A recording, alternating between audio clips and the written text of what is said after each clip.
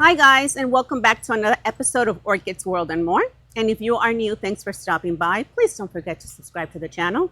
Today we are on a very special day. We're at Palmer's Orchids and we're going to listen to Glen give a repotting and mounting seminar. I will call it a seminar. That's what I will call it, or a lecture, because it is really, really educational, very informative, and we really want you guys to really go ahead and listen to the entire video because it's really, really good.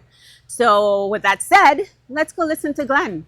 I am the owner of Cottage Orchids Consulting. What my business does is I come to your home, I look at what you think your growing space is, and I tell you what your growing space is and what you can grow and how to grow it. I've known Robert for years and years and years and years, so I'm here on Saturdays, not only to sell, but to really talk culture to the customers so that they know what they can grow. And if they don't know how to grow something and they tell me what the conditions are, I can tell them what it is and tell them how to grow it. I've been doing this for 53 years, so it just swirled. If I go off on a tangent, so, just tell me to get back online. So today's lecture is supposed to be on repotting and mounting, which is not a very long lecture. So I'm going to throw some cultural stuff in there after the repotting and take questions. I can answer anything that you want to, ask. So first, how many people actually grow orchids that are here? Everybody. I had a class that only 2 people out of 30. Okay. So shout out, give me an example of what you grow. Phals? Cattleyas. Cattleyas. Vandas. Everything, actually. Okay, so someone had called in, purposely asked for an oncidium to be repotted.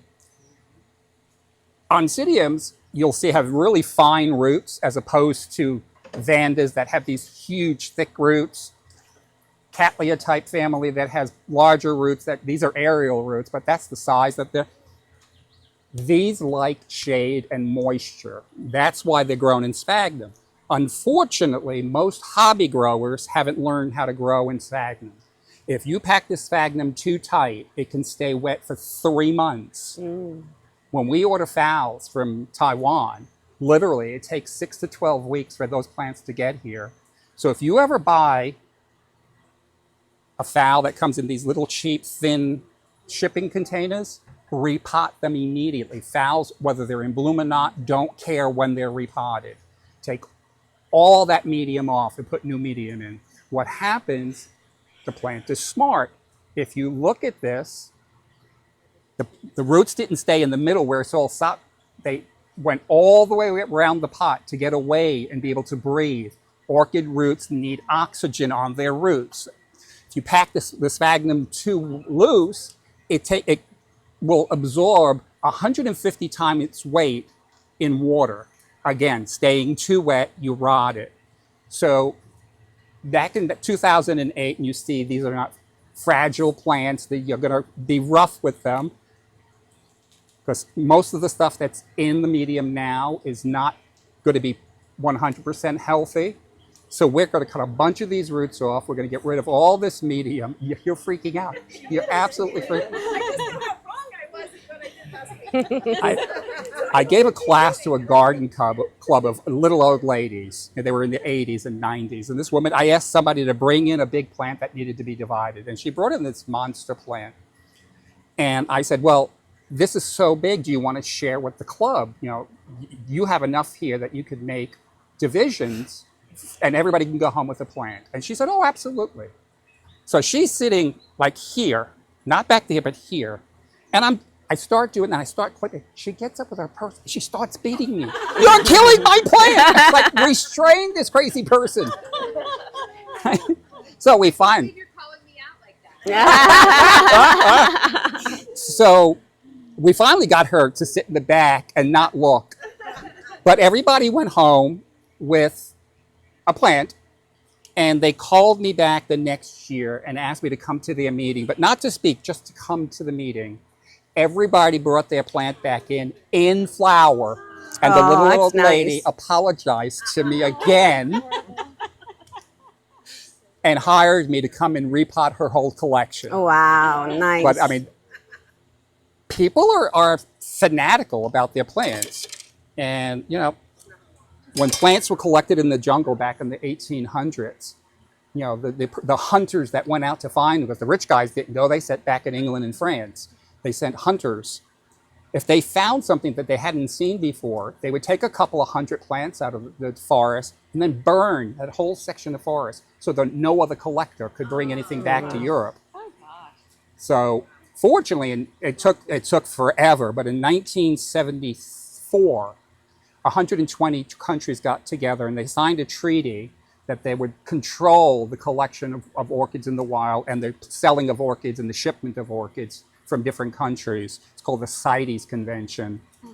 So now it's almost impossible to get anything out of the jungle except in the Asian countries, because, you know, they're literally in the country, they're third world countries. So they've learned that orchids are a commodity. So they go and do the same thing. They just strip them off the tree. They have no idea what they are. They try to sell them as fast as they can. But and they're selling them online. You know, on Facebook and, you know, on eBay. Most people don't know that you have to have an import license.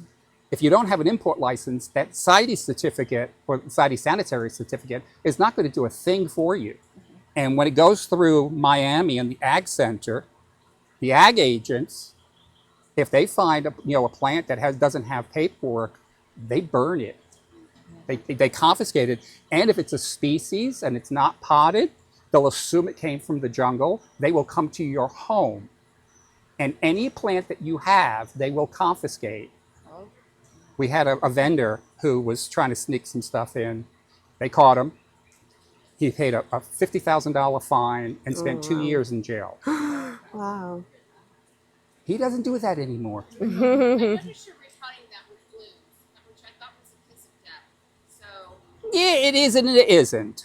I'm not going to cut off a lot of these roots. I'm just going to cut off this. You know, you see, the root, actually, this is only part of the root. What the root is inside.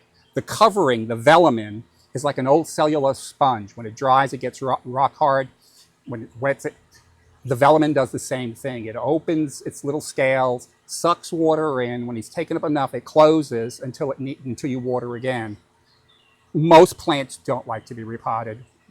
The only time you repot a plant that's in flower, and I would just cut the flower spike off, is when there's an emergency. If there's rot that you can visibly see and you know the plant is going to suffer if it stays in it for another couple of weeks, or in a foul, foul from first flower to last flower can be 3 months.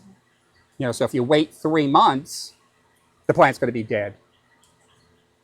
Come on.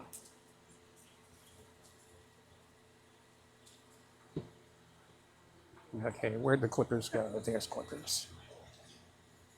Actually, I'm going to use... Actually, I'm going to put it in soft shredded tree fern. Tree fern is that happy medium between bark and sphagnum. It holds more water than bark, less water than sphagnum. It's black when it's wet and turns brown when it dries. Idiots guide to watering plants that love moisture. It's a little bit more expensive than bark, on the same price line as sphagnum, but again, most people don't know how to grow a sphagnum. So as you can see, this is the back of the plant. Most of those old roots that were in the back of the plant are already dead. So what do? You take clippers, you sterilize them. Hello? what do you use if you don't have a blowtorch? I mean, it really is. Like alcohol? Well, if you do alcohol or barbicide, the blue stuff in the barbershop, it takes like 24 hours that you have to soak them. What I do when I'm repotting a lot, I go online to Dollar General. No, what's the other one? Dollar Tree? Dollar Tree. Dollar Tree. They sell clippers, 3 different kinds. I buy a case of 24, cost me $24 plus shipping. I have a rack that I've built where when I finish with a clipper on one plant, I stand it up with the tongs open. These are facing down. I take the clean one. Then when I'm through with all of them, I torch them all at the same time and continue repotting. Stopping between it just takes too much. And the reason you're wanting to clean your clippers is if this plant has a fungus or a virus or bacteria, you're cutting into it, and just like you, if you haven't, what the hell happened here? Okay, if you have an open sore, it's a vector for anything to get in. That's why we use Band-Aids, is to cover that open wound so nothing can get into it. At home, we use a lot of chemicals you guys can't use, so I'm not worried about what I'm doing. We're going to spray fungicide and everything else on this. I'll put it on a bench that's scheduled to be sprayed. Do you make house calls? Do you make house calls? That's my business. Is it? Mm-hmm. Okay. All right, so this is going into soft shredded tree fern, which is, if you want to pass it around, for those that don't know what it looks like, just go that way and it'll make its way. I can take a break and have a drink. Vodka. So normally, when you're repotting because the medium is broken down or the plant is growing out of the pot. Technically, you should wait. This is the new growth here, coming out of the leaf bract. See that little thing there? You normally wait until the newest growth is starting to put out roots. Again, because a lot of these roots aren't going to be viable. You're going to damage a lot of roots in repotting. Don't worry about it. The new roots are the only roots that are really going to take hold back into the medium. So when you repot, let me use this pot, you take the oldest growth, and being that this is growing that way, you put it against the back of the pot. Okay, so that gives it a couple of years. And with the tree fern, when it gets here, that tree fern was field tested for 3 to 4 years. And I mean, I can show you inside after the class. I convinced Ashley when she buys PAFs and frags wholesale, they're expensive. That's why they're so expensive, for you guys to buy. When we were holding them over, we didn't sell a plant and had to hold it over to the next growing season. We were losing a whole bunch, and we're experienced growers. It was because of bench space, placement. We had them on a bench in the winter that were under racks that had mounts on them, mounted plants. We had to water those every day.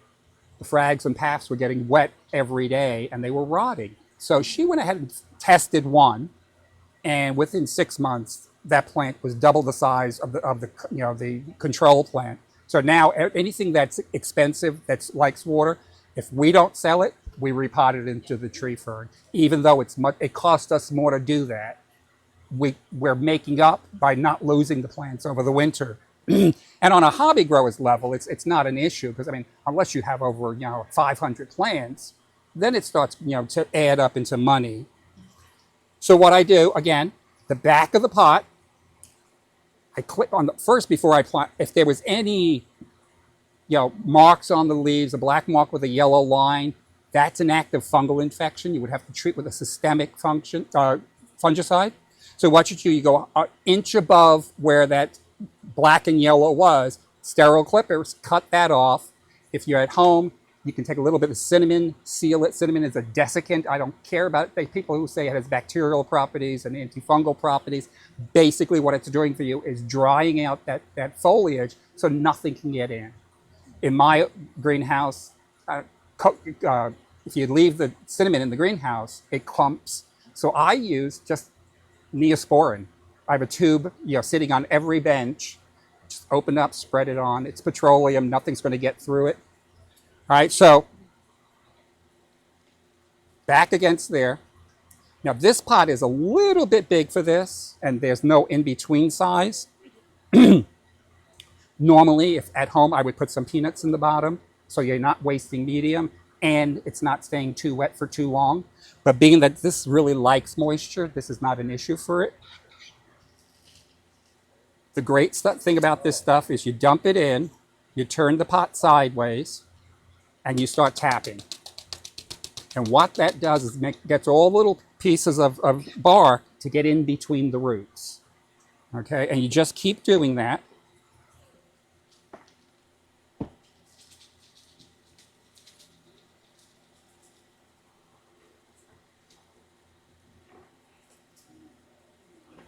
So, Glenn, I'm listening. it seems like I would naturally put that in the middle of the pot, but you don't put the orchid in the middle No, of the pot. most orchids that you're going to be growing, except for the like the phals and vandas, these are sympodial. They walk like a walking iris. So each growth is going to get closer and closer and closer to the front. So you want as much room in the pot as possible, so you don't have to repot as often.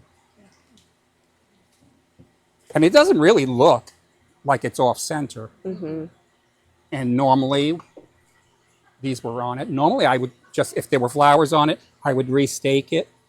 If you don't have rhizomes for plastic pots, it's difficult. So, stakes come in handy. You can actually stake the plant.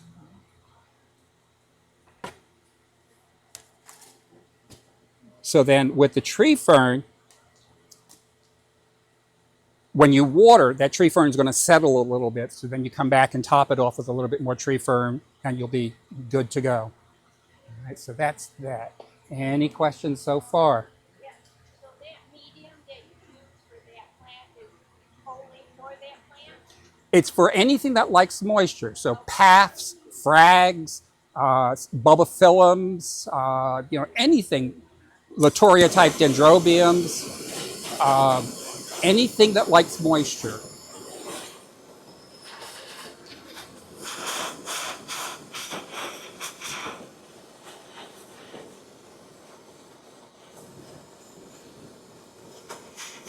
While you're torching, if you see anything sparking, that means there's still something on there that you don't want. Can you just do that like over an open flame on the stove? Yeah, if you get down to the blue flame on the stove, sure. I mean, they make smaller ones of these. You don't need, they make the creme brulee, torches. That's fine. Don't try using the candle, the Bic lighter candle lighter. It's not hot enough. Okay, and so when I started, before I came here, I washed, excuse me, allergies.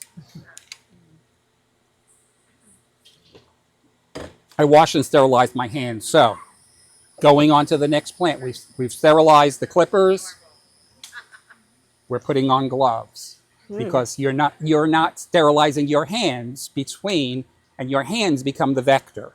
So at home with you guys, when you're repotting, you're working on a table, save up newspapers and put a whole pile of newspapers and work on the newspapers. When you finish, when the plant is done, you go down to where the newspapers are no longer wet, because everything can travel through the newspaper if the newspaper's wet.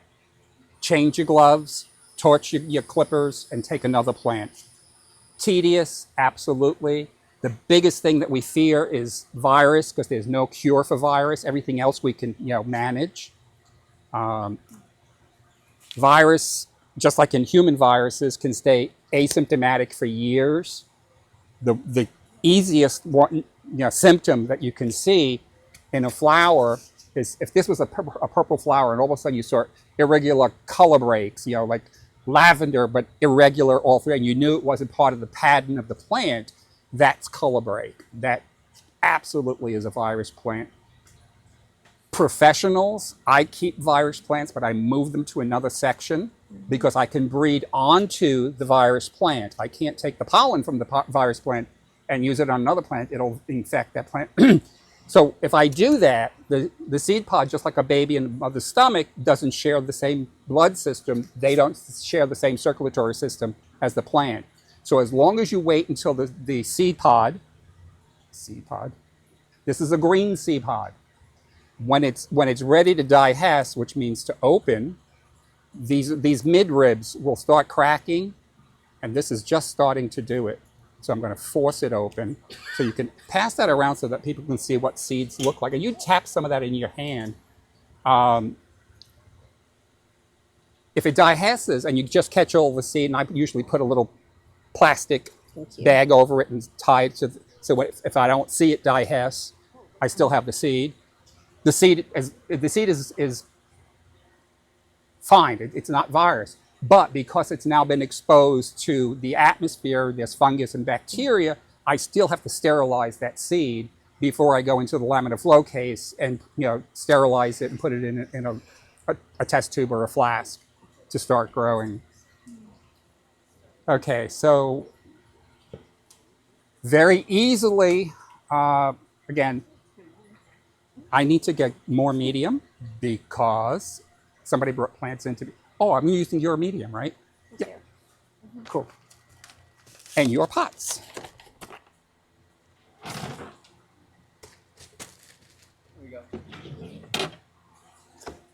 So again, the same tree fern. She has her own pots. And where'd the plant go? Okay. So again, these are the plants that are coming from Taiwan. And you can see all those bottom roots are all hollow and mushy. You pull the velamen and it comes right off of the actual root. But once you get that center plug out, everything on the outside is going to be fine.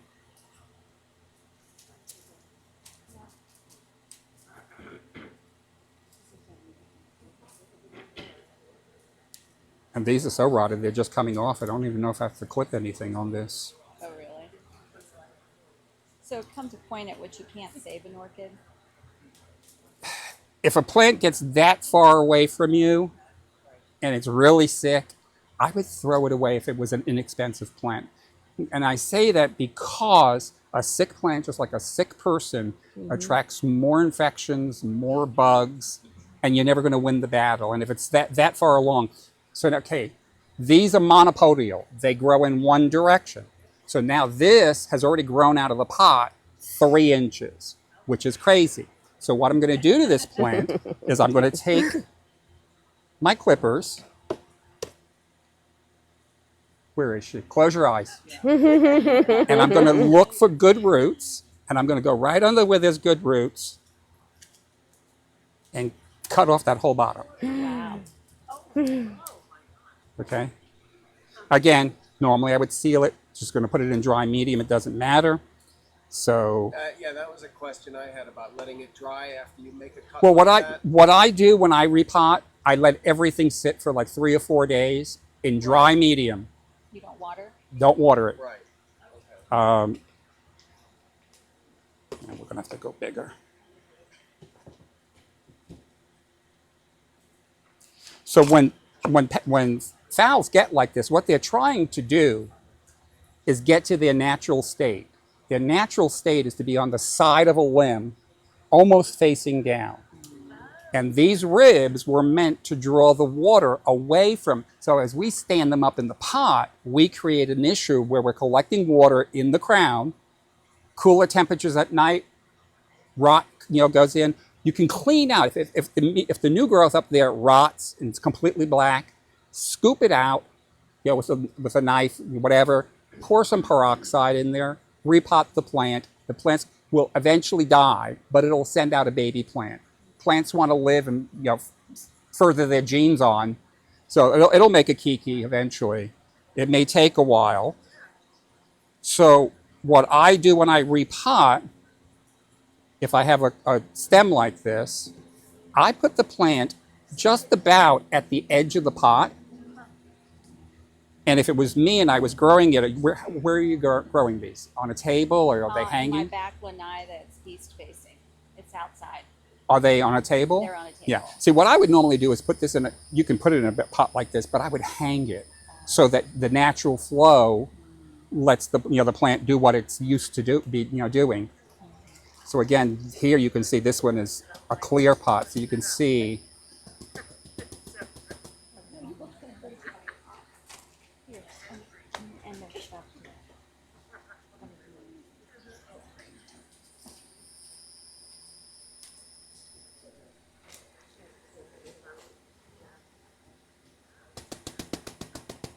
So once it's repotted, if it takes, how long should it take it to bloom? Fowls bloom, well, to grow fowls well, you need to grow them outdoors. Or in the fall, put them outside in the shade when the night temperatures drop to around 55 degrees for about 10 to 14 days. The shortened day light and the drop in temperature initiates the spike for the next spring. So in January, you should see this thing starting to spike out, and it'll take until February, March before the first flower is open. What they've learned in Asia is that what I just told you. So now they have greenhouses that are refrigerated, not air conditioned, because air conditioning pulls out humidity, and blackout curtains, so they can control day length and temperature drop in their cool houses. They can have phals blooming all year long. But even if we get them, say, in September, October, they're still going to bloom first thing in the spring. They revert back to their normal pattern. I'm just trying to get that up. Growing fowls outdoors. Mm-hmm. Definitely. This would be, to growing fowls outdoors, I would put them in a basket and use this medium, because the summer rains, but I would also tip the basket so that the plant's not sitting like that. Okay, so that's, any questions? Okay, so the big ones are all going to be the same way. I'm going to do these after the class. I'll just, go on to other things. Well, I'm glad you told me that, because I was telling Rennie that I have one that's hanging outside and it's trying to go sideways. And you keep putting. And what kind of, is it a fowl? It's a foul. And it has roots up there? And it Has roots hanging out? Yeah. And a Yeah. stem, Yep. like a vanda? When you repot next, just cut it off and Not yet. put it, as long as it has 3 or 4 roots, it's fine. Most people say the aerial roots you can't bury. You can, you just have to you have to hold off on keeping them too wet. Okay. But once they acclimate after a week or 2, they're fine. Okay. So I'm going to use this plant for 2 demonstrations. Anybody know what this is? No. It's in that big umbrella of the Cattleya family, but it's not a Cattleya. Encyclia. I was just going to say Okay. that. So this is Encyclia cordigera. It's a species. Has a dark purple set of sepals and petals and a beautiful purple lip and extremely fragrant. They just finished up their season blooming. So if this was being potted into a pot, the same thing goes. You take a pot that's going to give you 2 or 3 years growth by putting the plant. You see the new growth here? That's what's going to attach into the pot. You find the level that you want it at, and you hold it there, and you just fill in around it. Okay. So this is going to go into a bark mix, because they want, unlike paths, they want to go bone dry between waterings. I mean, bone dry. And if you think it's time to water a Cattleya family, plant, wait another day, because you're better off underwatering them than overwatering them. In the Cattleya Alliance, none of the back bulbs ever bloom again. A plant, a bulb that's bloomed is never going to bloom again. Its only purpose in nature is to support the plant during its dry season. It draws its energy from the back bulbs. That's why you see the back bulbs are always little shriveled, turning yellow. Leave them on until they're absolutely crisp, and then when you're repotting, cut them off.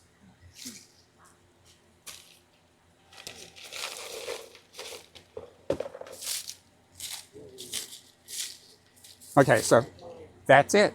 I mean, it's easy peasy. How do you water that? Do you soak it? Do you just water it? Don't ever soak, because if one plant has a fungus or bacteria or virus, you're going to put it in that water, and everything's going to have it.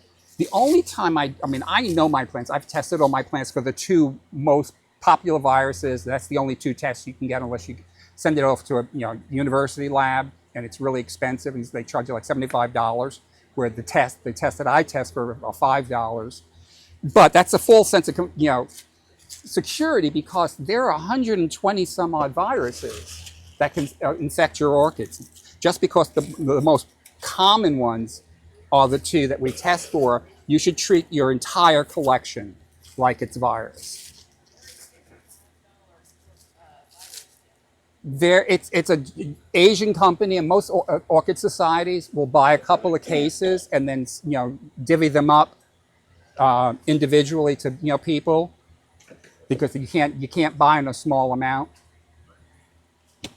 All right, so that was that, and so what I just did with the encyclia, that covers Cattleya, that covers Brassavola, that covers dendrobiums. Only the hard cane dendrobiums, because there are several different types of dendrobiums. Hard canes like full sun, bone dry between waterings. Latoria types like shade, like an oncidium, and water, like an oncidium. Damp and shady. Nobile types, in the spring they want shade, in the summer they want full sun and no water, because they're dormant for about 3 or 4 months.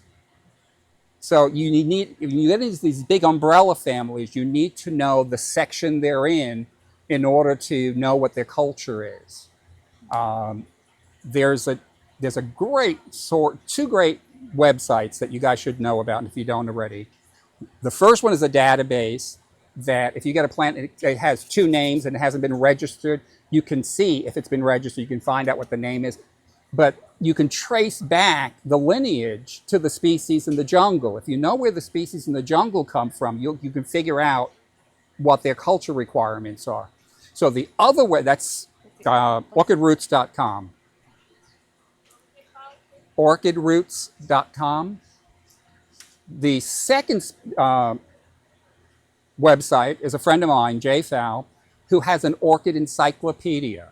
Every species known to man, every orchid species known to man is in this encyclopedia. So if you take your species, say it's Cattleya ludmaniana, you go to the C's, you go down to Cattleya. What he does, he gives you a little emoji bar. If it grows in the shade, it'll have like a half sun. If it's full sun, if it's full shade, it's it's all black. If it blooms in the summer, there's a little beach. If it blooms in the spring, there's it's flowers. So if it's perfumed, he puts a little perfume bottle. But below that, so that gives you most of the information that you need. But below that, he does the botanical description of where it was found, when it was found, who found it, and at what altitude, what temperature range. So once you know all that, I mean, there are a lot of plants that have to go dormant in the winter. There are plants that go dormant during the summer. So when you know that, the growing part becomes easier and easier and easier. But they always talk about What's that website? orchidspecies.com. And if you ever Google a species, it'll come up as one of what you're Googling, and you just click on that link and it'll take you to that site. But orchidspecies.com. All right, so we're done with that.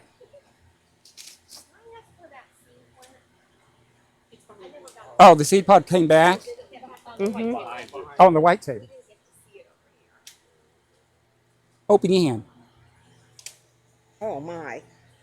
Wow. If you ever see on Facebook somebody selling 10 orchid seeds, 50 orchid seeds, scam. You cannot see a single orchid seed with your naked eye. In that seed pod, could be up to 2 million seeds. Out of that 2 million seeds, as the plant digestes and then the wind blows through those windows, they have to find the right temperature, high and low, the right fungus, because orchid seeds have no endosperm. There's nothing to make them grow. So in nature, they're going to grow in your. Check your armpits in about 3 months. Check your armpits in about 3 months. What was I saying?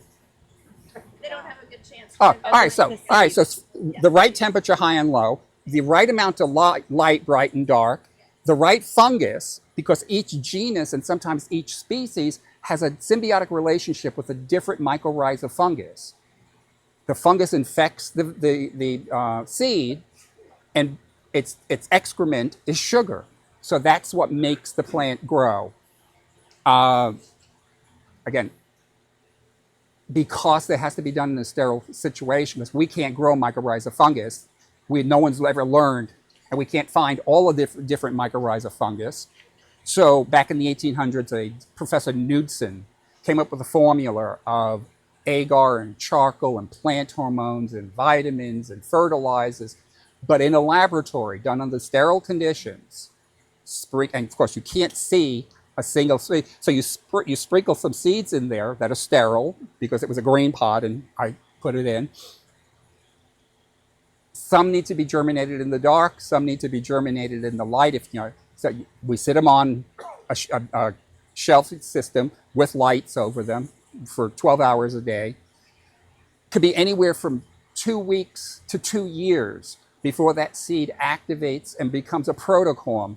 Protocorm is a little green growth, a little nub. It's not a leaf. When the first leaf comes out and the first root comes out, then it takes off. So when it's just that little protocorm, you realize that there may be 2,000-3,000 plants in there because you couldn't see how much you were sprinkling and you were trying to be nice and sprinkle it all over the entire jar. You take out, again, under sterile conditions with sterile instruments, you take out each protocorm and you put it in a different medium. This medium was a germinating medium. This medium is a growth medium. Different formula. You put them in and you space them out so they have room to grow. Most hobby flasks contain about 25 seedlings. Most professional flasks will have 100, 150 seedlings crushed in there. Growing seedlings from flask is not the easiest thing. What we used to do years ago, we would take a compot, a small, shallow pot, about this big, like an azalea type pot, small and short. We would lay it on its side and we would sprinkle some medium in and we'd put a couple of seedlings and then we'd add another layer of medium, a couple of seedlings, but they would all die. And if you were lucky, you could mix around with mediums and get some to live, but you were losing probably 30-40% of what you took out of the flask. That cuts into your, and raises your prices. What we've learned over the time is that when they come out of flask, those roots that were in the gelatin, which you've washed off and you've already fertilized and fungicided the plant, those roots are going to die within a week because they were in 100% humidity in perfect conditions, and now you've taken them out, and depending, it could be winter, bad temperature, no humidity.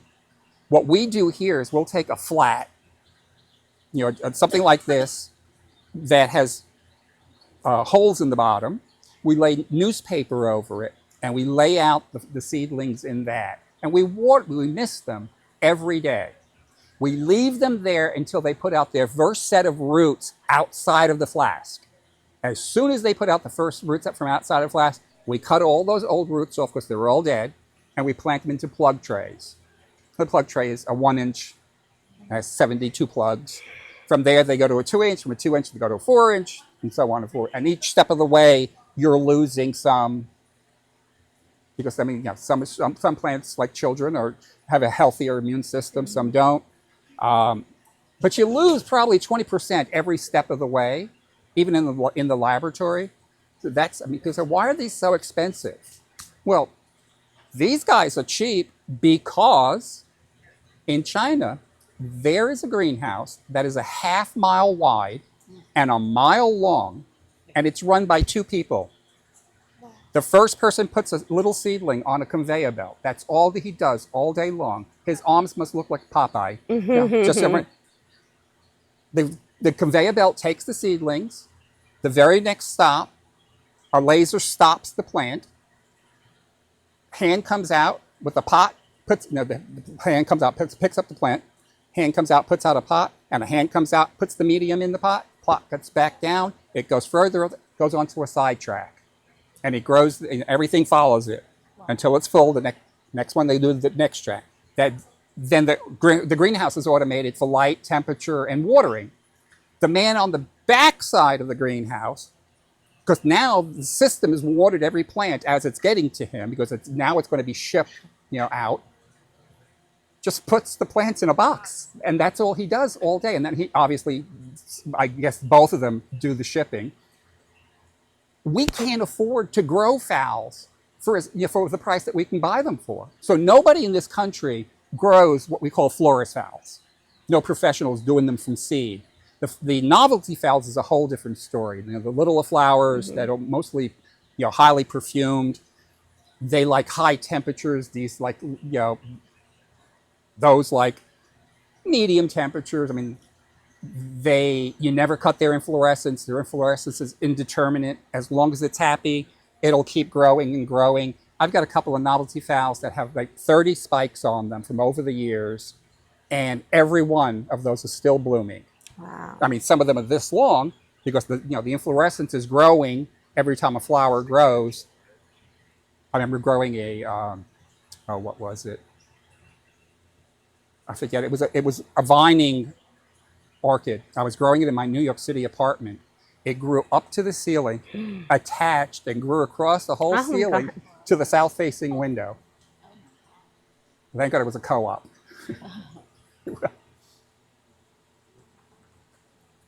So, again, sterilizing the clippers.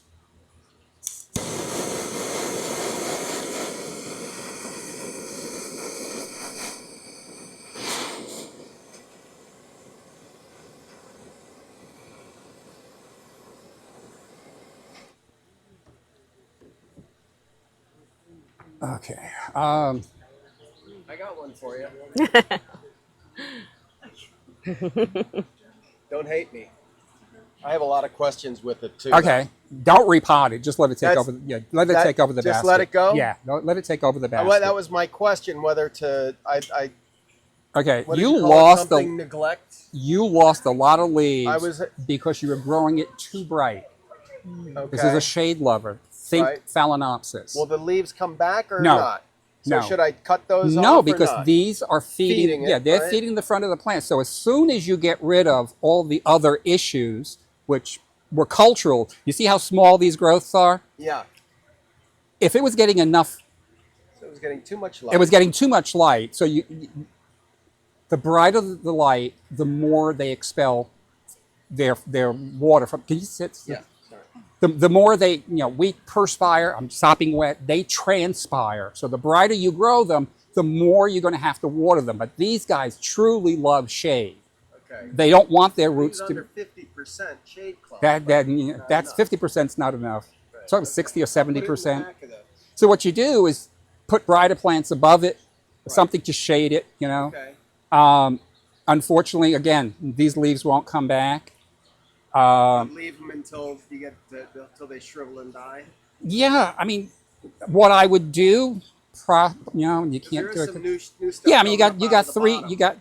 you got four different directions growing. So yeah, there's new growth coming out. I would take this and get a bigger basket Right. and just put this basket in that and just put some medium around. Which medium for these? Sphagnum? I or would. the tree fern? What, you growing outside? Yeah. And what is it in now? God knows. Oh, it looks like it's in the tree fern. Okay. So All right, just so put you in a could do bigger that. Basket with some Yeah. tree fern packed around it. But if you're growing outside, you have to be careful. The summer rains, especially the overnight rains, I say anything a larger pot than this, if you're growing outside exposed to the summer weather, you should never use bark because bark can get moldy. It'll hold too much water and rot your roots. I always tell people to switch out to something like clay pellets, what's in your regular medium, the clay aggregate, or red lava rock. Yeah. But when you're using lava rock, though, blast off all that dust that's on that. You don't want to clog up the roots. And again, if you're growing outside, I know a lot of people are against, chemicals, but to save your plants, you should be doing a fungicide every single month. Combination of both a topical and a systemic. So the topical will kill anything trying to get into the plant. The systemic will take care of anything that's already on the plant from the inside out. Physand, let me tell you a story about Physand. Physand was developed to clean hard surfaces in hospitals. Oh, wow. It does not work on plants. I just bought a bottle. The original formula, they were using that formula that they made for hospitals. And you know how strong chemicals have to be in the hospital, kill stuff. and spraying it on plants. And the plants were dying. Why are my plants turning black? Why am I... Fizan. So they said, well, we'll dilute it. They diluted it and never field tested it. We have no idea what strength it is or the efficacy. So, I mean, the two least expensive and most readily available and highly recommended by me would be Dithane as the topical, Thiomil as the systemic, combined together once a month. Okay? I've been doing that. I've been down here 30 years, and I grow a lot of stuff outside, but I do that routine, and I never, ever, ever see black rot during rainstorms. So when I was talking about yellow and black, this got a little sunburn, and an infection is set in. All right, so that hasn't gotten into the plant yet. It ends before it gets into the... So just either take it off, or if it's just up there, cut that piece off. But you want to get it before it gets into the circulatory system of the actual plant. All right, so that's... yeah, I mean, I would clean it up, cut off all the dead spikes. I'm going to take this leaf too. Yeah. Got a little fungus there. You've got enough leaves up here to photosynthesize rather than leaving these sickly leaves on. Okay. And that, you had spider mites at one time, and they're gone. Never having them come to my house. Huh? People say, oh, there's a learning curve. There is. No, there's not. The learning curve goes straight up. I've been growing 53 years, and I learn something new every single day about orchids. Unfortunately, what happens is I remember everything, so it just swirls. I dream orchids. I talk in my sleep orchids. Aww. I had a conversation, somebody told me, with Robert, the owner, in my sleep. A one-way conversation. Oh, wow. I was answering his questions. So, yeah, I would just, big a basket. Thank you. I actually have one up at the desk there. Cool. Thank you. But again, I didn't want to break it apart. That's what my head was telling me to do, is, take and divide well, it. the old growths don't bloom again. Right. But the new growth, no, actually on Luturia types, if it's happy, old and new growths will bloom. So the bigger the plant gets, the more intense the display is. So you don't cut. On the show for years. Yeah, and the reason a lot of them haven't bloomed is because it was too bright. That the plant was trying to keep it, save itself. So it took all that energy it was going to send to spikes and reduce the amount of it. And you can see some of the new growths are smaller than when it was originally because they were trying to shrink away from the sun. I mean, there's an example of that up there on one of the mounts that we did. We put a Schomburgkia hybrid up there, and we purposely did it in the middle of the summer. The whole plant burned. We knew it was going to do that. The next year, the pseudobulb was this big around and this tall. 2 years later, the bulb was that big and this fat. Wow. And it reduced the size of the cane from 6 feet to 3 feet, conserving its energy, giving less space for the plant to transpire, holding in more water. I mean, we were amazed. I mean, I walked in, that new growth, it was huge. I was like, what happened? It acclimated itself. I mean, plants, the only purpose for plants is to, again, continue the genetic line. They will try everything in their power to go ahead and survive. Ashley's looking at something, and I want to see. Ashley, during one of my old talks at the open house, it's supposed to be an hour, and I see Ashley standing in the back of the room like now, tapping her foot. And I said, what? And she says, I said, 3 hours. Well, I still had 50 people. Wow. And they were asking questions. Those 50 people went inside and bought plants. Right. So when I see her, she was actually taking a picture. I think I'm going over, so I looked at the time, but I'm fine. And you guys don't mind if it goes longer? No. Question. Educational. Dithane, Dithane, and Thiomil,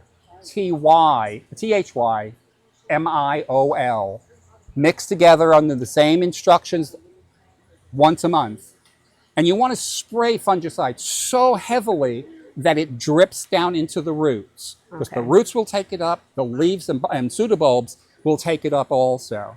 Same thing with insecticides. If you're spraying insecticides, say you see mealybugs and you want to spray something on it, you're going to soak the pot roots also, because mealybugs will live in the medium and then come out to suck during the day. Flowers, what about the flowers? Yeah, oh, absolutely. If the flowers are open, I don't do it like in the hot part of the day, because sometimes a water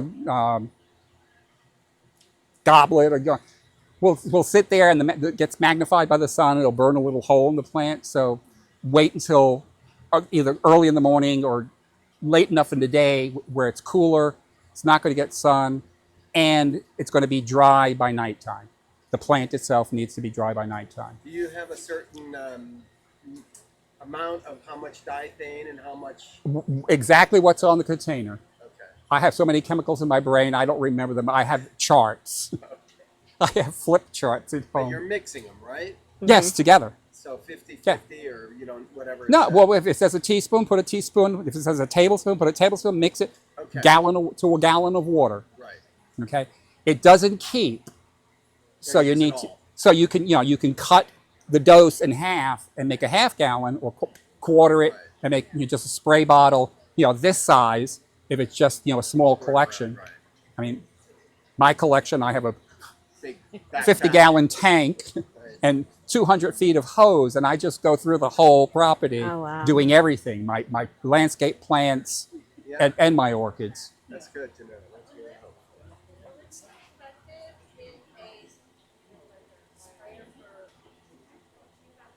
Yeah, you have to use it all at once. Yeah, I mean, it breaks down. The same thing with fertilizer.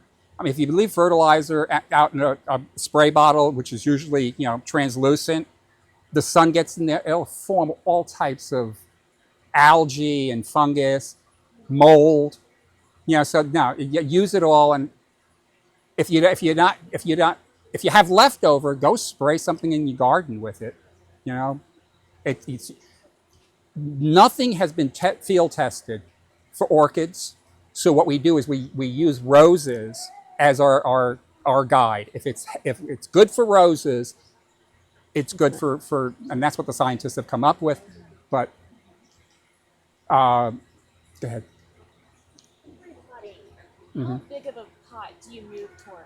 So with this, you would have to go at least 2 inches larger. Okay. Okay, and were those old bulbs you cut off? I think it came that way. They're right at the front of. Okay. All right, so And then sometimes there are anchors like this. Do you That's- do that at home, or is that absolutely, because the plant, when it starts putting out roots, has these little green tips, and if the plant is not stabilized by a rhizome clip or a stake, it's going to rock, especially if it's outside in the breeze. If you lose those little green tips, you lose the root. So it's going to take a lot longer for the plant to get established in the pot. This is almost ready to be repotted. You see this growth right here? This is the newest growth. Yes. When that starts putting out roots, that's when you want to repot. Okay. All right. And this was just repotted not too long ago. And this orchiata bark is really good. So if you go up into a larger pot, problem with larger pots is the bigger you get width-wise, you also get big depth-wise. You don't need all that medium. You should be using azalea pots if you can find them. And I don't have any out here to show you, but they make them up to 12 inches. But what I do is I put a layer of packing peanuts, Okay.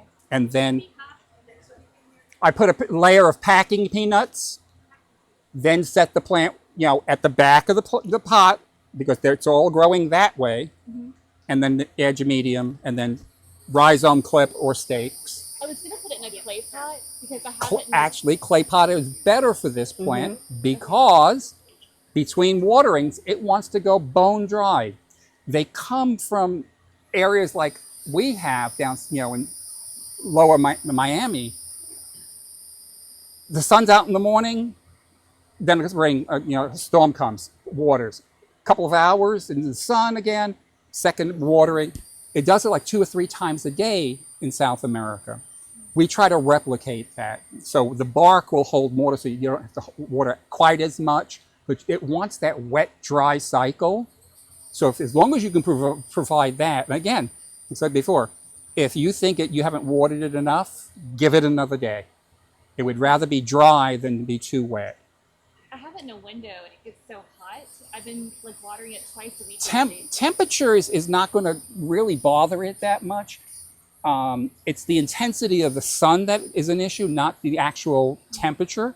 I mean, my greenhouse on occasions gets to be 110 degrees, and I have plants hanging at the top of the greenhouse, and it's only under 40% shade, and they're fine. I mean, they acclimate to everything. But you know, that's a healthy plant. It just when the new growth starts putting out roots, and that goes across the board with everything. If you see new roots, new growths, that's when you should repot. And it's not according to season. It's not according to when they're flowering. If they're flowering and you want to enjoy the flowers, wait until the flowers finish. The Cattleya family, maybe you get 2 weeks of flowers out of it. Those roots aren't going to grow super long in 2 weeks. You just have to be real careful as you're putting the medium in, not to break the new roots. So, any other questions about repotting or in general? Because I'm going to move on to mounting. Quick question on the Cattleya. Mm-hmm. So I have another Cattleya that's flowering right now, and the roots are going into the air about like 8 inches. Just let it be. On a cat. But what happens? Depending on what's in the background, some of the orchids, they're still sympodial, but they walk and they get higher out of the pot, and the roots are. If that root is sticking straight out, there's moisture somewhere that it's trying to get to. It's looking for higher humidity. So that would say to me that you're not watering enough. Okay.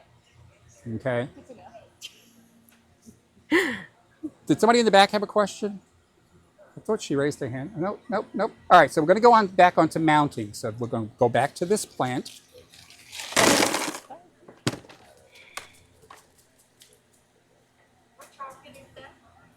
This is Encyclia cordigera. All right, so I don't remember if I torched them or not, so I'm going to do it again.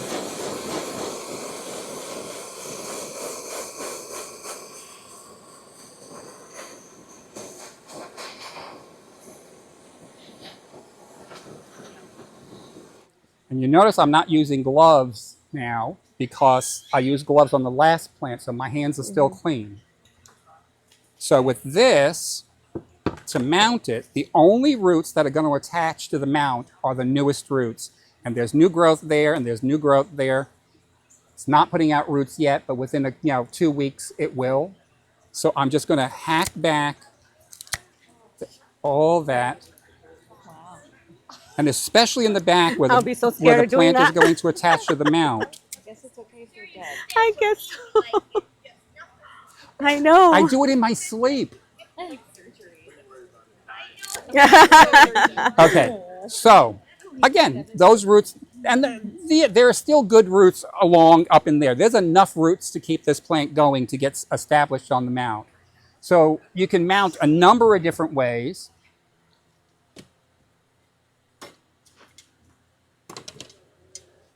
Encyclias, again, like the Cattleyas, like to go bone dry. So I like clay pots when I hang stuff outside. I also like wood mounts, but I really like the clay pots for Encyclias because they'll take over the whole pot. So this you would fill up with a Cattleya mix, okay? And of course I only brought enough for one plant. And you would do the same thing. You'd fill in, and with these, because a rhizome clip, there isn't a rhizome clip that's suited for this plant. What I do is they have holes. I put this in there first, and then put the plant and fill the medium up so that it's at the height of the stake, and the plant won't move. Yeah, get over there.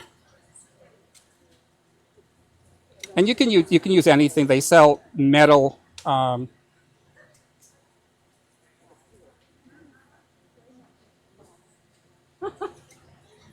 And actually with an encyclia, if you wanted to, you can get it into this pot and not put any medium at all.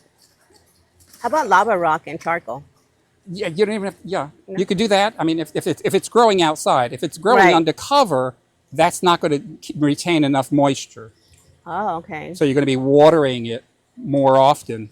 And a plant in the, in a shadier environment doesn't want to be watered more So often. lanai is not good then? I'm sorry? Lanai? Lanai? Not for lava rock. Not for lava rock? Yeah. Wow. Good to know. Because you're on a covered lanai. Okay, so that would be the plant when it's finished. You clip off the ends of the, and it's literally across the rhizome. And I'll leave this as a sample up here so if you want to walk by and see. But there's no meat. I'll throw this old medium in because I'm going to mount this.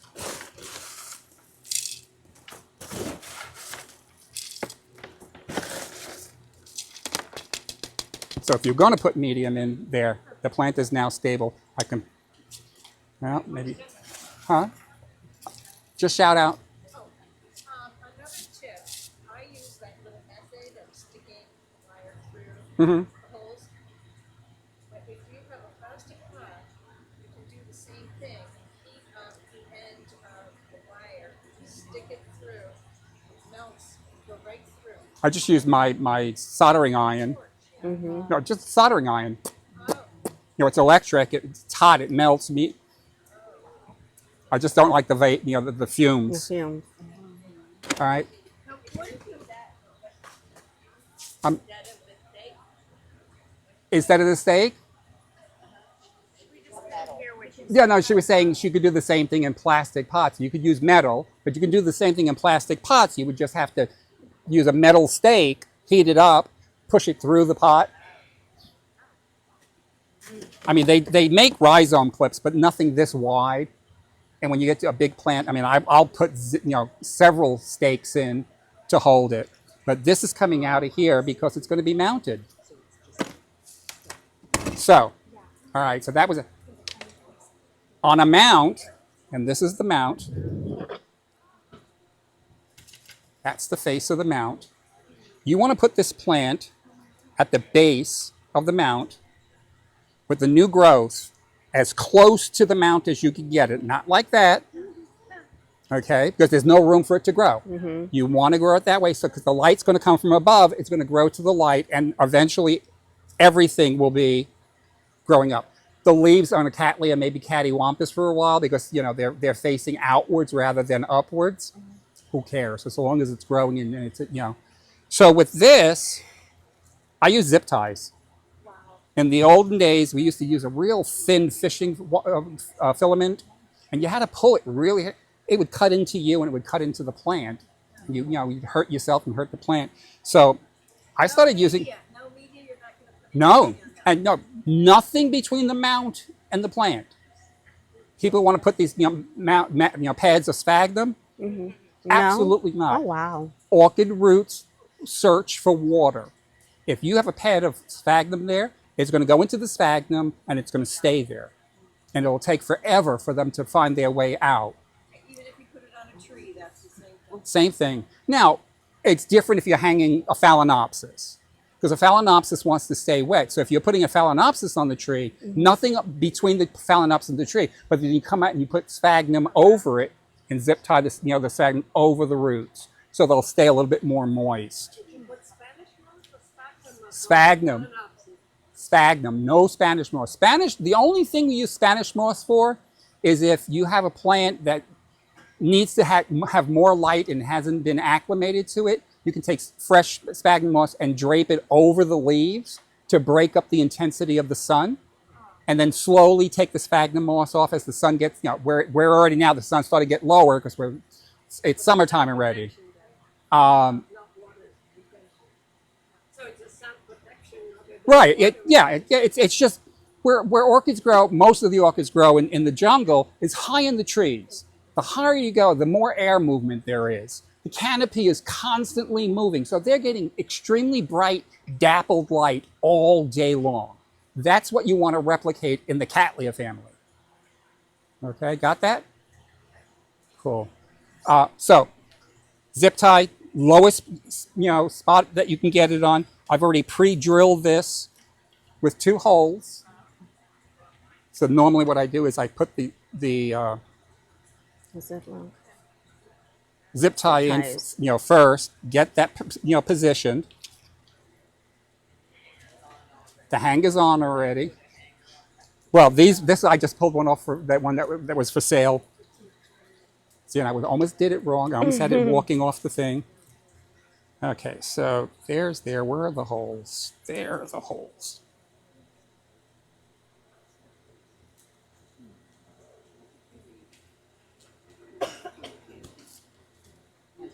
Can you put any orchid on tree bark, or does it have to be particular orchid? Not anything that's epiphytic What does that mean? grows on trees. Oh, Any of the terrestrials, I mean, I grow a couple of terrestrials on mounts, but they've got tons of medium on them, and they get watered very heavily, and they're growing in the shade. I would never put something on a mount. Nothing that was terrestrial would I put on a mount that needed tons of moisture, because the mount dries out. So each word means Phalaenopsis, not Encyclia, which you're mounting right now. I'm sorry, I'm mounting on Encyclia. Word at Phalaenopsis orchid rather than Encyclia that you're mounting right now. Yeah, Would you be cutting off the roots the same way? you don't have to, but these, I mean, with this, that was just more bulk to get in the way, and and they're never going to attach. So why bother? Why have something there that's going to die off, and if it gets a Thank fungus, you. gets back into the plant, and you're going to pull this as tight as you can get it. Okay. Oh, I know.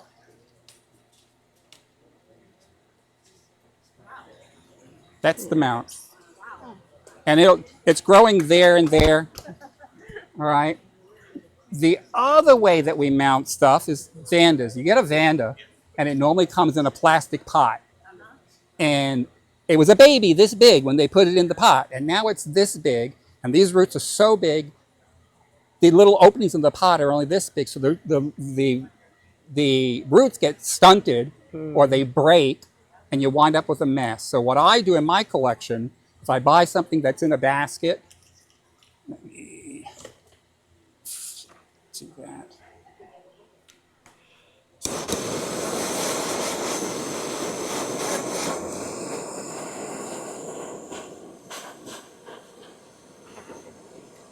Yes, I've done it before and gotten burned too. It really hurts. Yeah. I used to have a plastic work table, and I would put them down. They would melt through. So I hold them until they're cool. So when you're repotting, you should be looking at your plant and doing everything to the plant that it needs. If there are dead roots, cut them off. Okay? If there's extra growth down there, cut it off. It doesn't need it. Okay? If there's dried sheaths, pull them off. That's where the bugs hide. In how many of you own Maxillaria tenuifolia, the coconut orchid? Me. Yeah. You know that grows upright. You've noticed when it grows, it puts out a really tall semi-leaf. It's a bract. The new roots are hiding under that. So when they turn papery tan, you guys need to peel those off, because if you have it in a pot, maxillarias are really, truly epiphytic, okay? But they like moisture. So we put them in a pot with a bark mix or a tree fern mix. But you need to, because those roots will eventually die off, and the pot will just serve as a holder. And all the roots that it's putting up top is really what's going to keep the plant alive. Same thing with like epiradicans. That's semi-terrestrial. It grows in dirt, but as it's growing up, it's putting roots out all along the canes. If it's near a tree, it'll grab on. Everything in the pot will eventually rot, but the healthy plant above will be fine. All right, so now I've cleaned up the plant. Normally what I have is I buy from Home Depot a bundle of 50 5-foot pieces of wire, this a little bit thinner than this. This is an S-hook. We don't have any wire here. Huh? Really? Are they selling them singularly? Oh, no, the coil stuff It's too thin. Yeah, because you never get the coil out of it. All right, so what you're going to do with this is you're going to put it under a root. That's going to be its stabilizing point, and that's going to be where your first zip tie goes.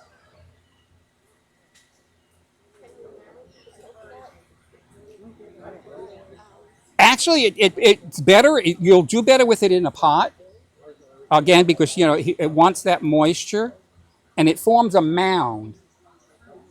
It would have to be a very big mount to put it on, because my tenafolia at home is probably this big around, Wow.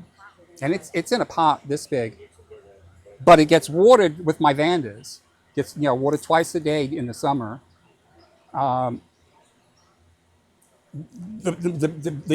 point is that if you do that, you have to change your habits, your watering habits, and be aware of its needs. That's already cut off. Okay, that's cut off. Okay, so now it's attached down at the bottom, but you don't want the plant moving, again, to protect the new root growth. So you take another one higher up, and you do the same thing.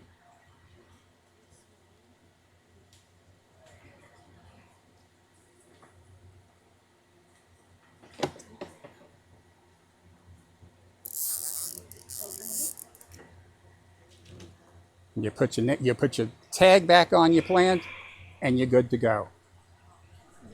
That's it. So with the wire that I was buying that I can no longer buy, I would use they literally 5 feet tall. I would attach. What I would do is I can't. If this was the wire down at the bottom, I would bend it that way 2 inches. Then make a U-turn, and then come up here, bend, this is the long part, bend this in this way, and then straight back up. Do you get that? That way the root sits on the U-turn, I zip tie it there, and where I made it go back to the center, that's where you put your second root, because when you made that loop, it made the plant move off center. So that's the only reason you do that zigzag up. And you zip tie it there, cut the wire however long you think that plant's going to grow for you. Cut the rest of the wire, bend the wire, and that's all bendable by hand. And if not, pair of pliers. Questions? Any questions about anything? So if I'm mounting it on a tree and I can't zip tie to the tree, what am I using? Well, you can zip tie to a tree. You just you extend zip ties. Well, they make 36-inch zip ties. Okay. So then you just connect them together. Yeah, I just finished a big project on Davis Island, and I had to go out and get 60-inch zip ties. Well, the problem with pantyhose... Hello? Problem with pantyhose is that you can't get it tight enough. As you're tying it, there's so much stretch in that, and it takes forever to rot, and and then it gets funky and it collides. I don't like using pantyhose. So, like I see there's an orchid up there Uh-huh. on the crotch of the tree. Uh-huh. So, can I just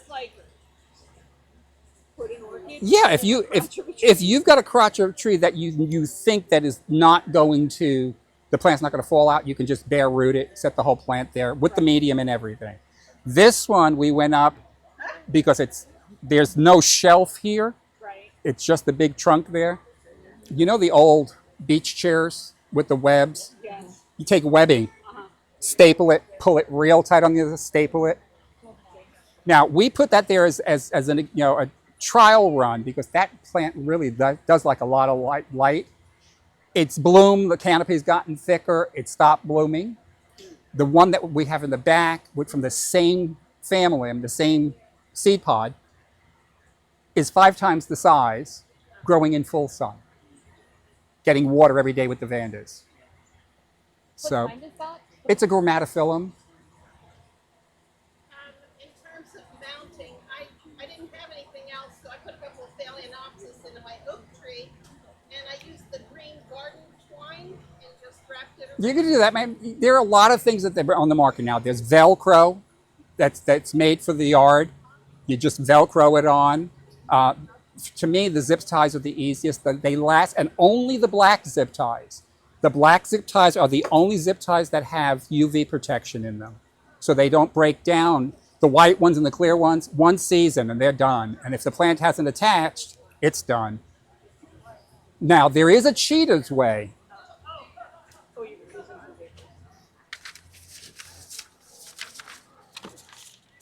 There's a cheetah's way of repotting because once you mount, I guess I never turned this on. No, it's okay. It's okay. It's okay. Once you mount, you have to water that plant every single day until it secures itself to the tree. Okay, because it's just like it is in nature. Mm-hmm. So it's growing new growth, which means that's going to flower. That's the time to do it. Like that one that you mounted. There's no way for it to retain any of the moisture. Right? The plant itself will take in moisture, and it will use its back bulbs to help stabilize it. So you have to water that Every day. Absolutely, yeah. Even when it's attached. You're growing outdoors, it's fine because in summertime it rains almost every day. But if you're growing mounts, absolutely every day, undercover every day. Yeah. Yes. One question for cutting the roots. Uh-huh. I was the one who was having a moment of Oh, we had two of you. I should have brought some Valium. I was ready. Anyway, would you put anything on those roots where you want to cut them up? What I do is I keep a fungicide spray there, and I'll Hydrogen peroxide, or what would you use? No, I use a systemic fungicide. No, the two that you just Yeah, mentioned? yeah. And if it's already in the plant, if you're doing your monthly thing, then you don't have to worry. That's already in the plant. Right. Yeah. But if not, Yeah. then you Yeah. spray it. Yeah, if you hadn't been using it, I would spray the roots and spray the whole plant. Thank you. Okay. Can you tell me what you put? Oh. Poor baby. What did she do to you? Oh my God. Let me see what this is. Okay, so this is a nobly type dendrobium. I'm just going to they're the same thing. The man's name who found it was Noble. They named it the species after him, Nobly. They Latinized it, but the man's name was Noble. So where this species grows is in the foothills, the valley of the Himalayas, in deciduous trees. So this time of the year, it's putting out new growth. It needs to be in semi-shade, bright light, no direct sun on it, and it wants to stay completely wet.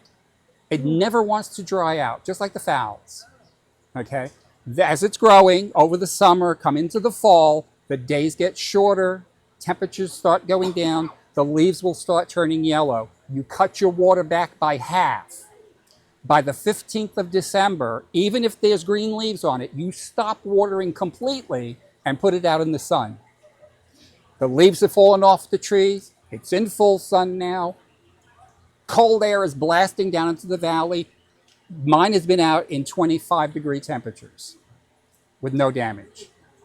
Okay, they need that cold, dry spell. Now, over the winter, if you see that the newest pseudobulbs that just lost their leaves, because those are the only ones that are going to bloom, everywhere there was a leaf in the spring, you'll see a little node forming. Wait. Don't water it until the buds actually show you that they're buds. If you water it too soon, it's undifferentiated cells. If you water it too soon, it'll make baby plants. No. It'll put baby plants out this where the flowers should be. Yeah. Okay. And sometimes we as professionals do that and grow up the kikis, so we've got a sustainable supply that we don't have to buy every year. But then repeat the cycle. Once you can tell start watering it. At that point, it doesn't want to be dry again, and the new growth is going to come up while it's flowering, and sometimes, depending on the species, right after it's flowering. Now, this is made kikis, which means you watered it too soon. See that? Yeah. Growing on an old cane. Leave it on the plant until it blooms and has at least 2 or 3 pseudobulbs and roots. And then you can take it off and mount it or pot it up again and have a separate plant. And the reason I say 2 or 3 it needs something to help support itself, nutrition-wise, while it's establishing itself in your, what you've done to it. Well, I had a big one, and I have to get it apart because there's a fern in between. Yeah, well, if it's in a pot, the fern's a problem. If it's not in a pot, if it's outside, it's not a problem. So, but I can hang this like this. Yeah, without yeah. any- But you can hang it like this, Yeah. but water every day. Or you can Yeah, put yeah, this it- in a it plastic, gets plastic it basket. gets water every Yeah, day. every day. And these white roots, the tannish white roots, they'll turn lime green when they've taken up enough water. So you can stop watering. This one we put in the It's the same thing. mixture of It's the Yeah, same thing. medium. no, that needs to have a medium that's going to be more water retentive. So if you're going to grow it in a pot, But now, when I hang it, if you're going to grow it in a pot, the soft shredded tree fern is what you should put, because they want that moisture. They don't want to go dry. All right? It is. And that plant, Very that's a hot, weed. guys. It grows and grows and grows. What I will say about fertilizer is that whatever you do and whatever you use, be consistent. Okay? If you're used to 3 meals a day, and I'm taking care of you, and I'm doing your meals, and one day I give you 1 meal, the next day I give you 5 meals, and I'm going to give you no, your body is going to suffer. You can't acclimate. The plant will acclimate to your behavior. So whether you do it weekly every 2 weeks, or full strength every month, be consistent. In my greenhouse, I have a little board, a peg board, and it's always the first of the month. That's how I remember. Fertilize first of the month. So I have your Ex- fertilizer the package, it says once weekly, Right, and then once a month. right, Fourth week go with the right. So one is a bloom booster, one is a growth. So they do different things. The one that you're doing 3 times a month, or 3 times, however, because your watering habits are different than mine. So 3 times, and then the 4th time, the bloom booster, this is going to encourage it to grow. Now that it's growing, the second fertilizer, the 4th week, is going to give it the other chemicals that it needs specifically to make roots and flowers. All right, so that's the reason why you cycle out. You're more interested in getting it to grow than switching over to getting flower. If especially for these. Is this an oncidium or is this? no, that's a nobly type dendrobium. Yeah. I think I just acquired some from a neighbor who gave them to me. But so now is when you would be doing that by December.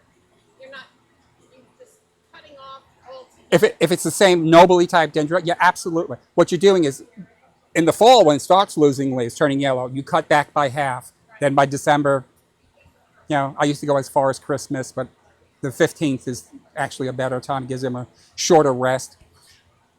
With you, if you see that new growth over the winter starting to shrivel, wet the plant. Don't wet the roots, just wet the plant, because you don't want the roots wet outside in the cold. The plant will absorb water, okay? Otherwise, it won't hurt the plant to lose some energy, but they won't have enough energy to put out new growths as well as if you had watered it.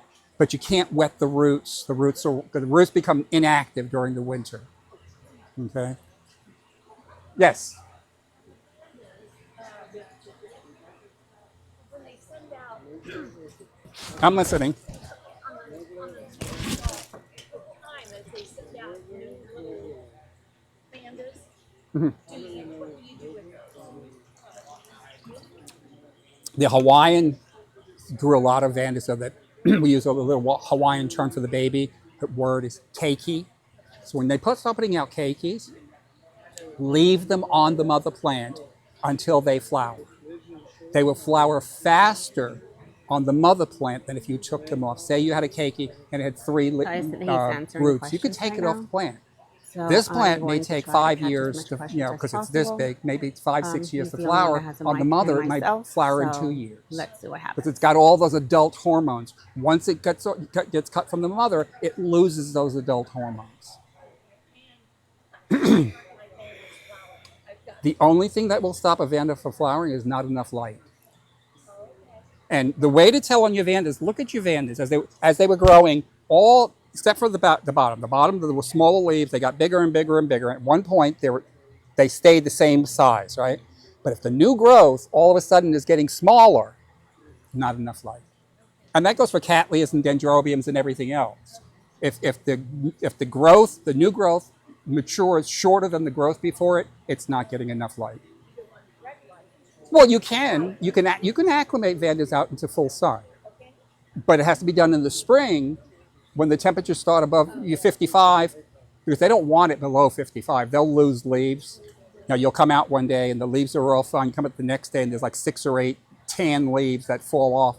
We got too cold for them. They really want to stay above 65. Arandas, are they more cold tolerant? Arandas. That's Arachnus and Vanda. Probably because the Arachnus is takes lower temperatures.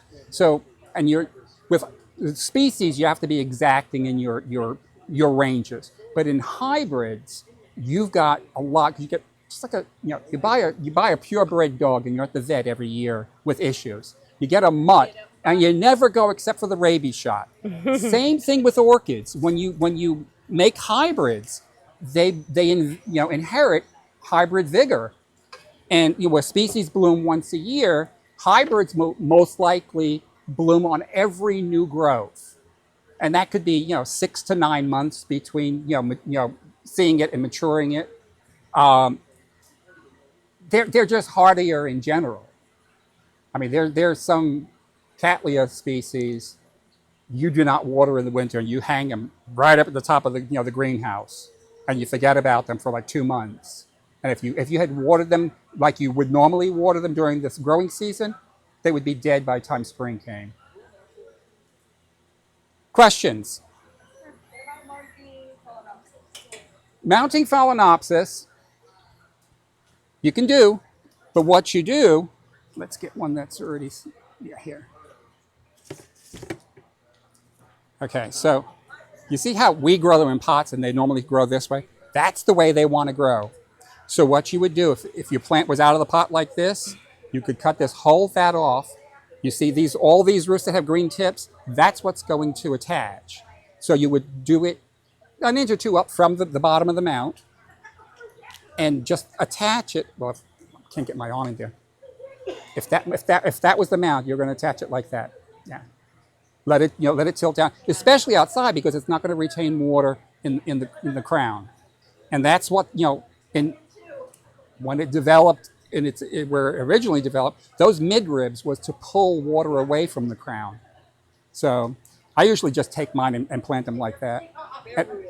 Yeah, but again, depending on where you're mounting them, where you are, once it's mounted, I put a pad of sphagnum over the roots with zip ties, just to keep, because these guys don't want to go bone dry for a long time. And here, I mean, it rains. Lately, there was 98 degrees. I watered in the morning. By 1 o'clock, everything was dry. All the pots. In one, I had to water again. So yeah, I mean, pad right over, all that. Just like that. 2 zip ties and you're done. Questions? I do another talk, and this is a synopsis of that talk. And this handout talks about light requirements and some other cultural stuff. So if you want to pass those around. Unless there's any questions, I think we're done. All right. But definitely take a flyer. It's going to be the same.